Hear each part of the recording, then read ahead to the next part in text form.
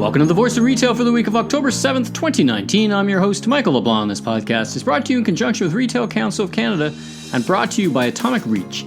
Atomic Reach offers Atomic AI, the world's leading smart content platform.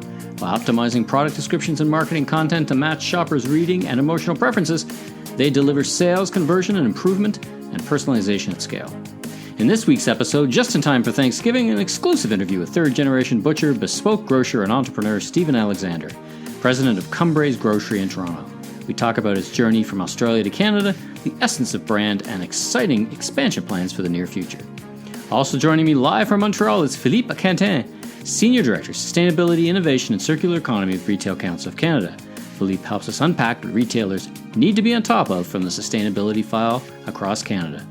Lastly, I'll take a look at the retail news of the week. First, let's listen to my interview with Stephen Alexander. Stephen, welcome to the Voice of Retail podcast. How are you?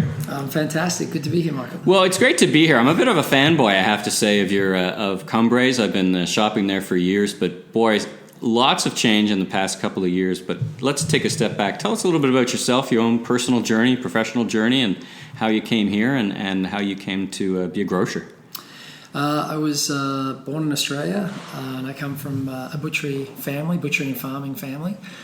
So I naturally went into it. My grandfather was a butcher. My father was a butcher. My father did his apprenticeship in his father's store, and I did the same. I guess I wanted to be an entrepreneur. I loved food. I guess this was the avenue right in front of me to do it. School was, we'll say, not for me, or I was keen to get out into the workforce and start working and start building a career.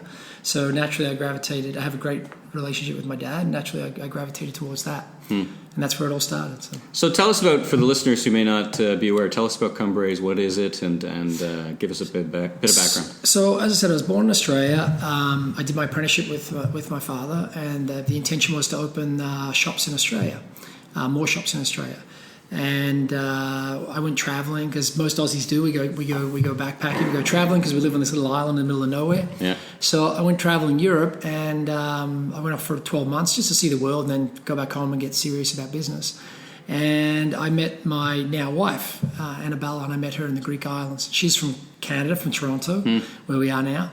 And that's so there's the connection. Yeah. Okay. So we spent some time going back and forth. The intention was always to live in Australia over a couple of years, but we spent a year here, and during that year, how it all happened is I met a farmer called Alistair Robinson, who had started Cumbrae Farms.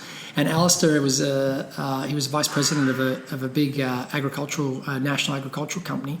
He left it early, took an early retirement, and went back to his roots, which was and this natural organic farming and raising livestock traditionally, which, as we know now, is a mainstay everywhere and available everywhere. But back then, in the late 80s, early 90s, it was all about factory farming and efficiency and productivity back then, right? There was only very, very, very small niche market doing this. Really, basically in Toronto, really no one was doing it, or very, very few people doing it on a very small scale. Yeah. So I met Alistair, and he's a great guy. We hit it off, and he told me about this old shop in downtown Toronto on Church Street, which was a legendary store in the 50s, 60s, and 70s.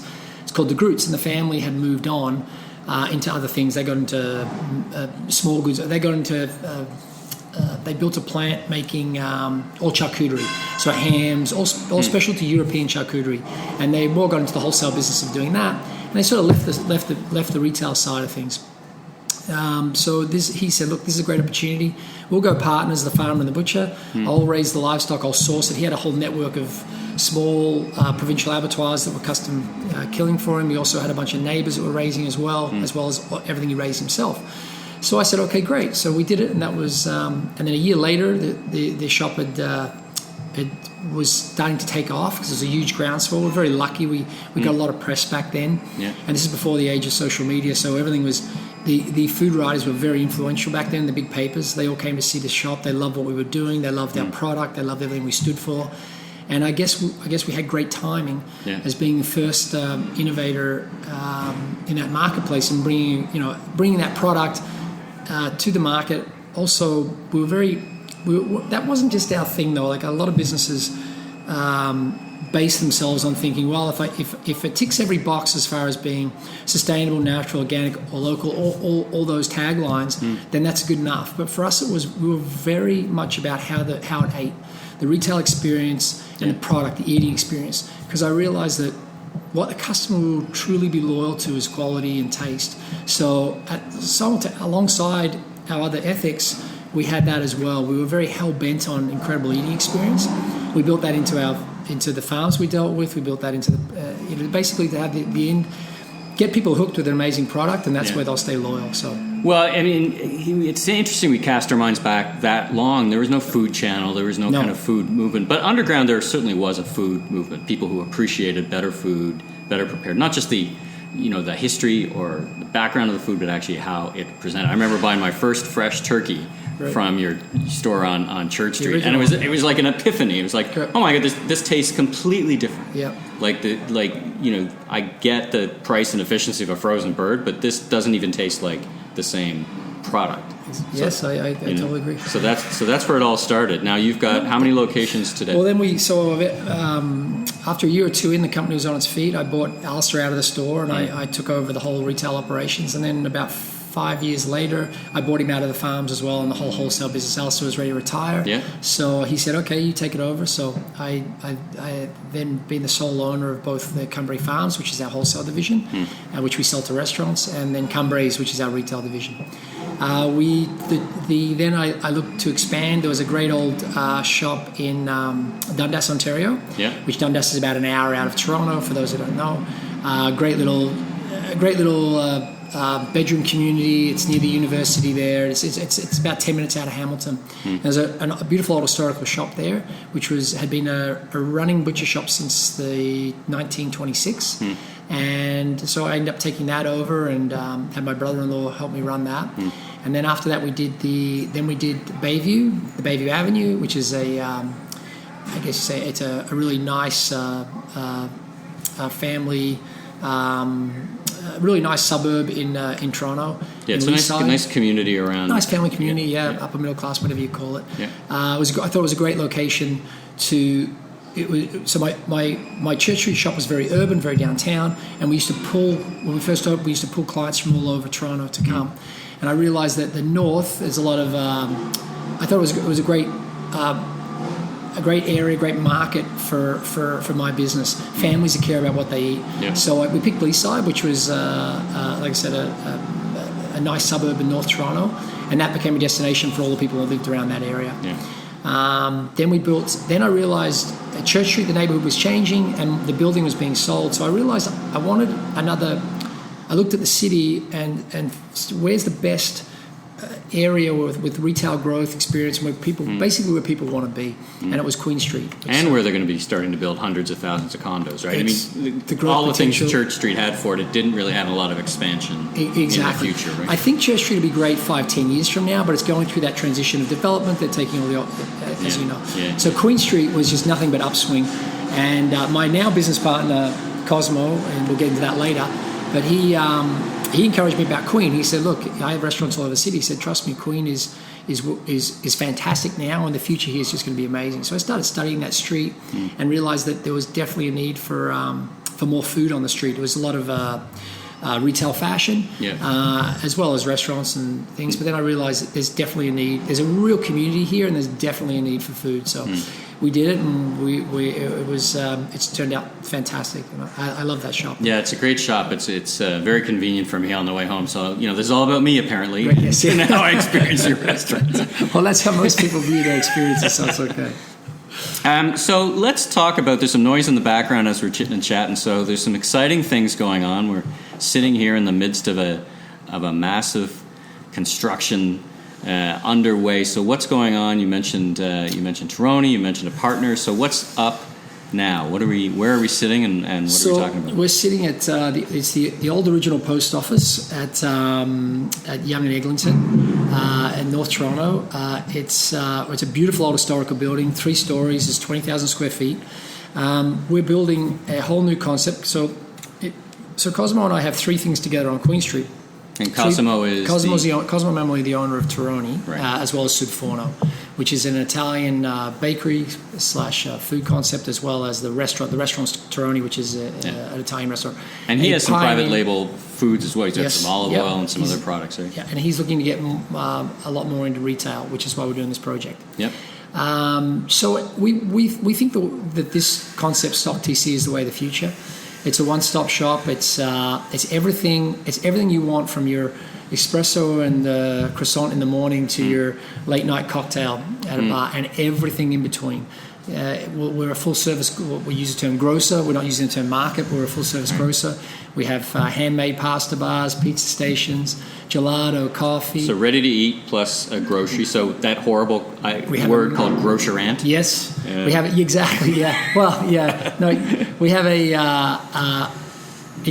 I call it. It's a full circle organic operation. And when I say organic, I don't mean organic food, although we will have organic food, but I don't mean that. I mean an operation that works organically with zero waste. So if you're bringing in a carton of eggs, there's 6 things that's going to happen to that carton of eggs. First step is it's going to be sold retail. Second step is it's going to be used in a dessert. It's going to be made in our quick service restaurant as an egg sandwich. Right. It's going to be used to bake cookies. It's going to be used for everything under the sun. There'll be zero waste. So we'll have fresh vegetables stand.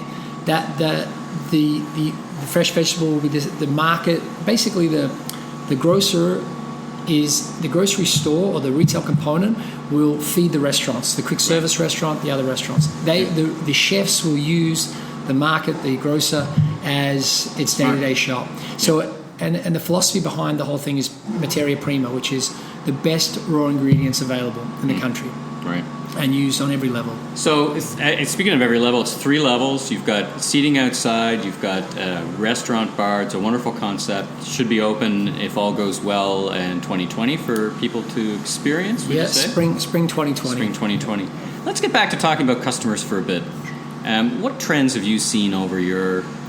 You've been in business now 20, 30 years. What has changed? In some ways, you were at the vanguard of bringing to the people, the idea of food that not only had meaning to it, you were vertically integrated, but also quality, very high quality, and quality expressed, right? So I think you're one of the first grocers to put the dry age in the window or in behind. Like, there's a real expression of the food you were eating. What have you seen, and how do you see customers over these years? So I think we're seeing. So there's 2 important things. So there's experience, and then there's convenience. So, the marketplace has become so competitive through convenience. So if you look at my original models of being street side with just selling meat, now 50% of my business is a production kitchen, prepared meals. And that was a big difference in the Bayview when you moved locations, right? You really expanded the assortment into fresh and So back 10, 15 years ago, we were probably 80% meat, 20% prepared foods or other foods. Now it's 50-50 or even towards 55% prepared foods. HMR, take home prepared dinners, and 45% meat. And I believe that trend's going to continue.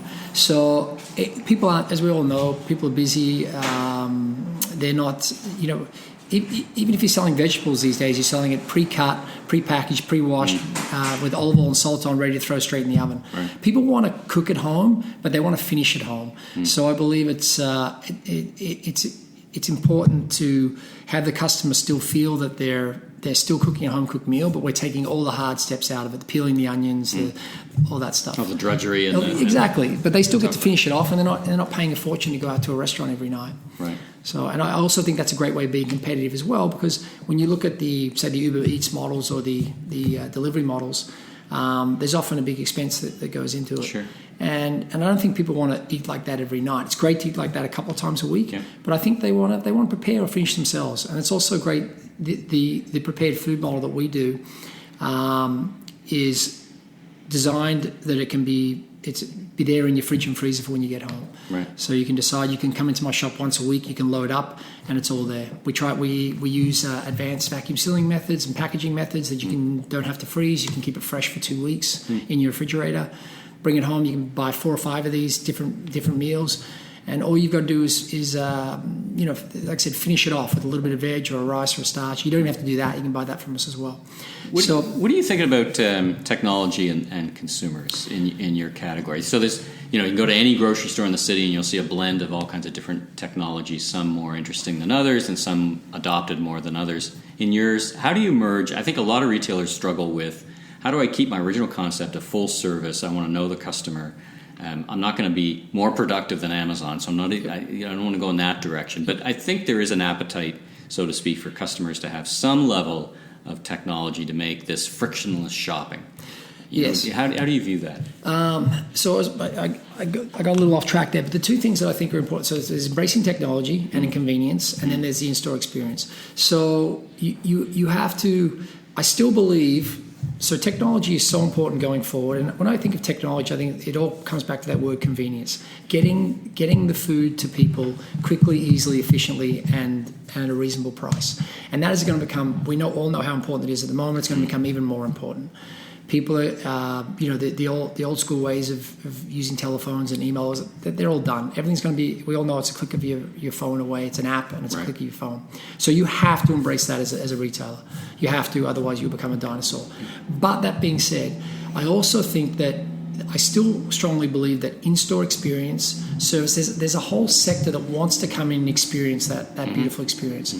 So they want to feel like the people behind the counter know something about the product and are genuinely interested in what you want as a customer. Absolutely. And a lot of people still like to go through, a lot of people want to get out of their house and they want to feel intelligent about their decisions. So they want to go into a beautiful space and they want to hand pick their products and they want to... And maybe for some it's a special occasion, maybe for others it's an everyday, but exactly. At some level, right? So I think you need both, in my business anyway. And we're very much we're a specialty food purveyor. We cater to people that really care, that really want that experience and want that product. So I think you have to embrace both. So I don't think it's good enough to. I think the in-store retail experience is still important. So you can't just have a warehouse somewhere and a beautifully designed website and pump it all out through a truck. Right. I mean, that's great, and that's an important component of the business. But I also still believe in a beautiful retail experience, which is why I've doubled down on that. Now we now spend we spend a lot of money building and designing our stores, and I still think that's an important way going forward. I don't think technology will ever take that away. Would you ever see a day where you do something like a self-serve or a self-checkout in your stores as they? I mean, some of them, it really doesn't make a whole lot of sense. They're small enough, but as they get a bit bigger for one off or two offs. I wouldn't rule it out. Yeah, provided there's experts on site to discuss. Let's say you're coming in, you want 3 different cheeses for a platter for a party having that night. As long as you've got someone there, if you want ask all the questions and be educated and get exactly the 3 cheeses you want, there's nothing wrong with that person taking that and punching it through a self-service checkout. I think that's totally fine, provided you've got the human interaction and the knowledge that you require to to get in that in-store experience. Best of both worlds. Yeah, exactly. I have no problem with that at all. Well, thanks for being on The Voice of Retail, and I wish you all the best, and let's keep in touch. My pleasure, Michael. Thank you. Philippe, welcome to The Voice of Retail. How are you doing today? I'm good. Thank you for having me today. Well, it's a real treat to be here with you in Montreal, and we've got a lot to talk about. But first, you and I have known each other for a while and worked together, but could you tell the listeners a little bit about yourself and a little bit what your role here is at Retail Council of Canada? Yes, so I'm the Senior Director for Sustainability, Innovation, and Circular Economy. That's a big title. It's a long title, you're right. It's of my own making, we can say that. I chose that title a while back just to represent what the work would be for sustainability moving forward. And so where do I come from? So I have a mix. My education is a mix of political science and a master's degree in environmental science. And I worked about a dozen years in environment, mostly waste management. So for engineering firms, and looking at waste audits, working on environmental impact assessments, and then joined RCC in 2014. And so I guess like the strength I have is really about the recycling business and product stewardship in general. So that's, I'd say, the core of what I do at RCC. And while you're based in Montreal, you have a national mandate, right? Correct. You work with retailers operating in or located from coast to coast in Canada. You just happen to be in Montreal, work out of the Montreal office. That's correct. Right? Yeah, so I'm the go-to person for environment with RCC for coast to coast to coast. Well, let's talk about that. Sustainability is one of those $1,000 words. It means a lot to a lot of people. But what, from your perspective, you talk about the value chains and you talk about all the different types of sustainability. What are the key issues that retailers who are listening should be thinking about when they think about sustainability? They obviously read a lot about it. They see the highlights in the news. They see plastics and they struggle with what to make of all this stuff, and there's a lot of moving parts. Mm-hmm. It's a very important part of the business, both from a marketing perspective but also from a business perspective. So from your perch doing what you do across the country, what should retailers be thinking about when they think about sustainability and their business? Well, I think so you mentioned value chain, supply chain. There's definitely work that is being done and more work that needs to be done on the loss of value aspect, I would call it. So people talk about plastic waste, food waste, textile waste. So waste is, the first thing with waste is literally a loss of money. So it's more of a loss, and that is how I think most people are looking at this now in the retail sector. And when you look at, there are different technologies now, even within your supply chain, to make your business more cost efficient, but also more sustainable from just an environmental perspective, not just financially. So you can do both. You can do good and do good for the bottom line, right? Yeah, when you think of 3D body scanning, for instance, this is something that enables you to get a more efficient supply chain where you source less material.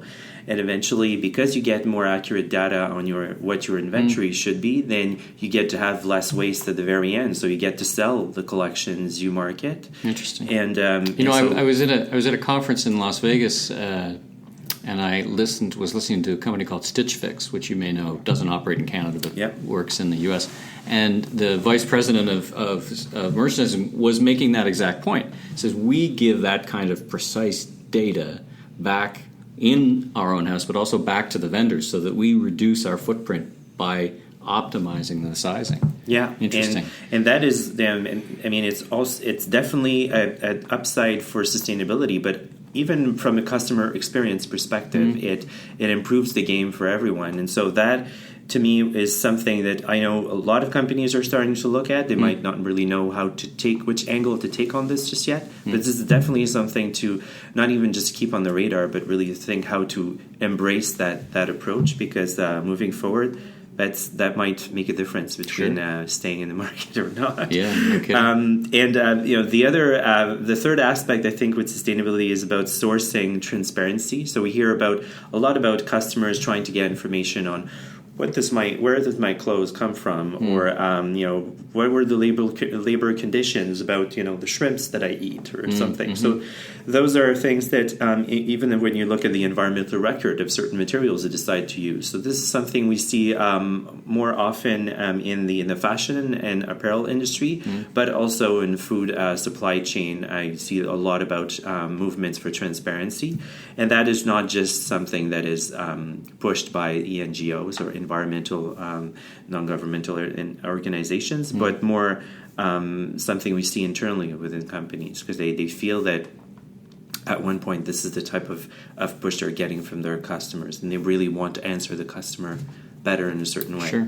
I think we've had a good run as an industry from a sourcing perspective. I think retailers have put a big focus on understanding where and who is making their product. At the same time, of course, they have a lot of pressure to keep the cost from consumers, to keep the costs sharp. Yep. So it's a real interesting point to be between, right? So on the one hand, keep your costs sharp, on the other hand, make sure all your sourcing is ethical, and it sounds like what you can do between that is to optimize your supply chain to eliminate waste that helps tighten that gap a little bit, right? Exactly, and nowadays we see tools that do both. They allow you to be more efficient at the type of material you source, and also to know a little bit more about what you're sourcing.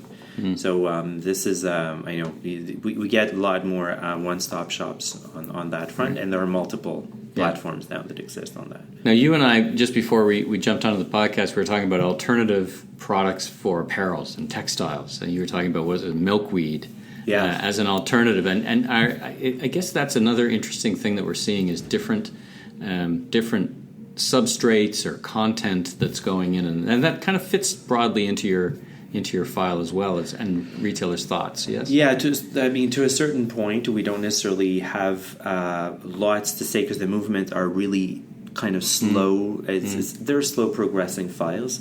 But when you think about the various opportunities with new materials like milkweed or hemp in Canada, they're grown in Canada. So they're definitely interesting alternatives to say the more traditional, either duvet for insulation, that would be what milkweed can replace, or cotton that they're very water intensive and extremely, and they require lots of pesticides. So to have those, it's an interesting point because a lot of these textiles, I know, they themselves take a lot of resources to just be created because of the whether it's pesticides or water or whatever the resources, right? So that's something retailers should be thinking about. Yeah, definitely, and I think that's something we see a lot. You see a lot more organic cotton shirts or garments that are sold that are even from companies that are not particularly high end, but would still be offering those organic alternatives. We see this a lot more often now. I'd say that what you'd seen 10 years ago. Right. And this I think will be something we'll see more and more because people are worried about what they actually dress with. Some might think that there are some kind of traces of whatever was used to spray on those cotton plantations, and then you have just like the fact that the local movement is also the other aspect. So I think those are the type of alternatives you'll see more and more. 3D printing now offers lots of options. Hemp can be 3D printed, so there are lots of interesting various innovations we'll see in the future. I want to get back to your job title for a bit. Explain to us circular economy. What does that mean? That's a big word. Tell me what you mean when you say circular economy. So I could explain circular economy by kind of positioning it as opposed to what is the current economy, which we refer to as the linear economy, which means that you produce something, you consume it, and then you dump it, or you just get rid of it. The idea of circular economy is to make sure that you don't lose the value of the material all through the process, so to eventually close the loop onto, between the moment you create something and you consume it, you create it and design it in a way that it will offer you the option to create a second life to the material and then reuse it again as is for, say, the exact same purpose it was used in the first life, or to create something with even more value in the second life. That's usually called upcycling. So you can, for instance, you decide to have a leather seat for furniture or even on an airplane, and then you transform it into, a duffel bag or something that you might keep for another 10 years. And that's, something that you develop a second life for that product. But ideally, circular economy would be something where it's an ongoing closed loop that would never really stop. And you would just lose just a tiny bit of value at each cycle. But this is something that has been relatively recent. But I don't think we're inventing anything with the concept of circular economy, because when you think of what people were doing 50, 60, 70 years ago, they would not just get rid of stuff that was valuable. Sure. They had to keep it for various economical reasons. But that, I think, is where we are now. And looking back at some of the things used to be very normal and standard a century ago, and now seem to be almost like innovations from our perspective. I did a podcast interview with Peter Van Stock from FoodX and Spud in Vancouver, and he was talking about the circular economy in as much as when he does door-to-door delivery of groceries, he actually now, through his process, allows people so to speak, to put all the film, all the plastic, anything back in the same tote, and comes back into his warehouse, and it's identified as by the consumer, so they can, because there's a lot of plastic film in grocery, for example. It's small plastics, not just plastic bags, but for a lot of good reasons. That's what makes me think of the the circular economy, one of those practical examples that helps me understand it. A lot of people will associate the different actions with the action words that start with R to circular economy. So think of reducing the material you need to market something. Reuse, so reuse the material or the product as much as possible. Repair, so you can extend the shelf life of the item, and recycle if this is something that you need to get to at one point.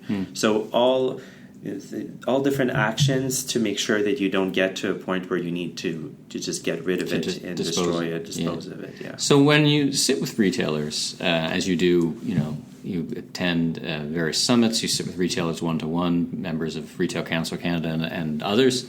What are the top questions you get when they sit? And some have experts in their business who are dedicated to these things, but many retailers do not have a sustainability expert. They have someone who kind of owns or has responsibility. What are the top kind of questions that you get? We get lots of questions about compliance. Compliance in a country like Canada is very difficult to track. We have multiple tiers of government. The federal government has some aspects on chemicals management that's under my belt as well. Plastics is probably the top file I get questions from. So we either through plastic bag bans at the municipal level, or looking at potentially federal now, right? Could be at the federal level as well, which is something our trade association would very much welcome, because it would make it a lot easier for any business to run in Canada. We'd have a clear set of rules across the board. It'd be much clearer than having hundreds of different municipalities with their own. It's a very important point, because the cost of dealing with the patchwork of different laws and regulations. So it's interesting. You're actually thinking that would, at a national standard, just makes it, we all understand it. We all, everyone complies. It gets simpler in some ways.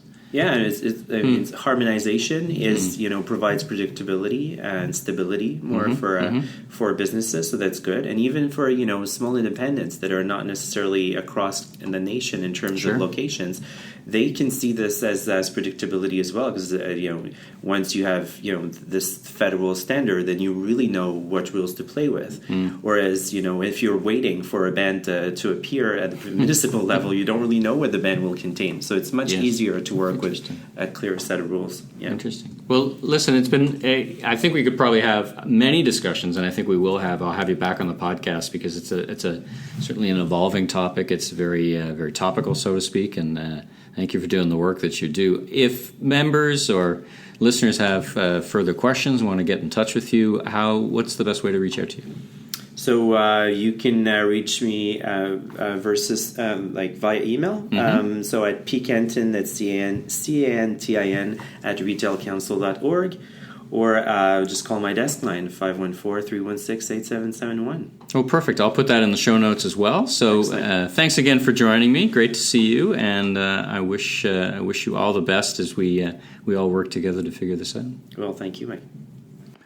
Well, thanks to Stephen and Philippe for being my guest this week. And now let's hit the highlights in the Retail This Week e-newsletter, biggest retail weekly in Canada. And you can subscribe on retailcouncil.org, or get a companion piece, as I like to say, to the podcast, or at least this part of the podcast, where we talk about what's new or what happened in the week in retail in Canada and around the world. So let's kick it off. There's a great story from Strategy about, it's an overview strategy of brands of the year, or brand of the year, and really highlights, zeroes in on Loblaw. And what I liked about the article particularly is it highlights the scope of the brand Loblaw itself, the great work it's doing, roughly 30 different retail banners, 3 private label brands, a fashion label, financial company, many, many brands. And so really under a house of brands, under Hugh Steckman, trying to keep it all together, cohesive campaigns. Great campaign running now across the subways in Toronto, with the yellow house brand put on many different contexts. Really great campaign. So check that out in Strategy Magazine. Also from Craig Patterson's Retail Insider article on Canadian footwear behemoth Aldo and how they're expanding their eco initiatives. That's a big reduce their footprint, so to speak, for a footwear retailer. So that's a big part of their brand, speaking of brand. What else we got? Mobile syrup. This is mobile syrup. So Ron Johnson, who is going to be opening keynote at Montreal, Retail Council of Canada's Montreal DTL QC conference in Quebec, in Montreal, November 5th. He's the CEO of Enjoy. He's ex-Apple, ex-JCPenney, and he's got Enjoy, and they've just hooked up with Rogers to deliver handsets and actually help people configure them. So that's an interesting configuration and an interesting tie-up. You can hear more from Ron live at DTLQC November 5th. Uniqlo is launching a limited time pop-up in downtown Toronto. They actually have one of these in Vancouver. This one, limited time, is 12 months, not exactly limited in the context of some of these pop-ups, but kind of interesting. We'll see how that works out, focusing on their heat tech and their ultralight down, seamless down, some of the great products that they have. From the National Post, it was covered in a lot of places. Quebec backs down on banning retail workers from using bonjour hi greeting. So the minister there in Quebec said, listen, at the end of the day, we're going to work to encourage retailers to greet customers in French instead of forcing them to greet them in French. Good to have the flexibility there. Retail around the world, some late breaking news, a couple of late breaking news. Victoria's Secret lays off 15% of their head office staff, plus there's some changes at the top as they try to reset the business. They've been struggling as of late, but we wish them all the best as they continue to reset and reformat that business. And also late breaking news, Gray Foran, who's the president of Walmart US, leaving that organization and going to New Zealand to run New Zealand Air, so completely leaving retail. Very interesting. Very important part, very big part of Walmart's recent success. Veteran, started as an hourly employee and a 25-year veteran. So that's a loss for Walmart. Deep bench, of course, deep talent bench. So I don't think they'll skip a beat, but that is a loss for Walmart and for retail. Speaking of people moving around, Bed Bath & Beyond taps former Target exec Mark Tritton as president CEO, and the stock soars 21%. Wow, that's paid for his signing bonus for sure. That from CNBC, not Shop NBC. So he's going to try and figure out. I think what's the excitement is that he's a veteran merchant, has done great work with Target. We know how strong Target merchandising can be. Can he bring some of that magic to Bed Bath & Beyond? That's been a long search for them. So congratulations, and we'll look for great things from Bed Bath & Beyond. From Fashion United, and I've talked about this before in the podcast, fashion resale is, there's some great numbers actually in this article around the resale market, with platforms like ThredUp. The market is growing 21 times faster than first-hand fashion, what they call first-hand fashion, and is expected to grow from $24 billion US to $51 billion in the next 5 years. It's in the U.S. alone. So some great stats. This means that the secondhand market will be 1.5 times bigger than the fast fashion by 2028, which we've heard a couple of times from a couple of different places. I think ThredUp put that in their some of their documents. So interesting, that from Fashion United. It's interesting. Target is working with Toys R Us, the new Toys R Us in the U.S., and Toys R Us is relaunching. And on their website, the click-through takes you to Target to do the transaction. Interesting. So, there's a bit of history of these kind of tie-ups. Amazon actually ran Target's website for many years, actually. That didn't end well. That ended in tears. So we'll see how this goes. I guess ostensibly it brings Target more toys, very seasonal business. We'll see how that works out. From the Star Tribune. Let's see. Kohl's CEO reveals strategies behind Facebook and Amazon partnership. So Kohl's did something interesting. We've talked about it a couple of times where they allow Amazon people who buy on Amazon to return products to Kohl's. And, of course, it's a traffic driver. And stores are still 80% of their business, and they're driving traffic to those stores. That's from retail touchpoints. I think, off the top of my head, I think about 50% of the people who return just return and walk away, so the traffic doesn't yield anything. But there is 50% of that traffic, those people returning, that do some buying at Kohl's. So, I don't know. We'll see how that strategy works out over the long term. But so far, it seems to be at least achieving the objective of driving traffic. News for independent retailers and great articles. There's a great article from Entrepreneur that highlights female entrepreneurs, and many of those are women. Many of those women are entrepreneurs in the retail sector. Rebecca Menkoff, for example, is featured, but many retailers are featured in that article. So do check it out. The overall, the top 100 is a very interesting read, and as I said, plenty of those are from the retail sector. What else we got? When we look at Spotlight on Digital Retail, there's a great article from Canadian Retail about AI 2.0, which reminds me, as we know, Atomic Reach is sponsoring this podcast, and I'll be out west next week in Vancouver, Retail West, and I'll be on the stage with Atomic Reach talking about AI and its influence on retail, and talking about how AI can be used in mastering product description. So I'll be talking about that on the podcast, and I'll be podcasting from Retail West, which will be just a pile of fun. So stay tuned for that, and at least one dedicated episode, and probably lots of interviews I've already lined up for the Voice of Retail. M&M Food Market expands Instacart delivery. So they did a pilot, they being M&M obviously, where they are using the third-party Instacart, who pops into the store. They've now pops into the store and delivers. So it's kind of a very scalable model. Instacart, of course, does come with its fees, but doesn't come with a lot of CapEx because it's a third party. So they're now expanding that to 321 stores in all 10 Canadian provinces, plus the Yukon and Northwest Territories. So, that's the M&M retail network. The test, I don't think, expands to the Yukon, but it looks like they're going nationwide. Congratulations after a 4-month pilot. T&T Supermarket now has WeChat, which T&T part of Loblaw, back to my original, where we started off the podcast talking about the great brand Loblaw and its many sub-brands, or many house brands, many banners, and T&T being one of the great ones. And this from the Toronto Star talking about how T&T is going to be taking payments from WeChat.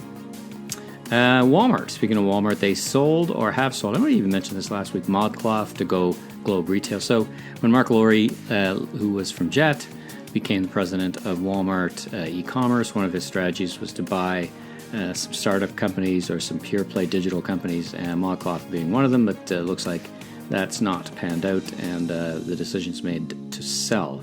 So good luck to ModCloth and their next iterations, and we hope that works out well for all. From internet retailing, H&M e-commerce sales rise by a third as the retailers bring online the stores together. It's funny, that's a headline you'd expect to see 5 years ago. Some of these, the fast fashion folks were a little slow to online, but now they're coming into their own, and so now this one has a lot of expansion globally, right? So that's through China, and their other stores have been opening up in Tmall, so you're really starting to see them hit the pace and create certainly some real momentum in online. That's a wrap on this edition of The Voice of Retail. If you like this podcast, you can subscribe on Apple iTunes, your favorite podcast platform. Please rate and review, and be sure to recommend to a friend or colleague in the retail industry. I'm Michael LeBlanc, founder and president of M.E. LeBlanc & Company, Inc. You can learn more about me on www.meleblanc.co, or, of course, on LinkedIn. So until next time, have a great week.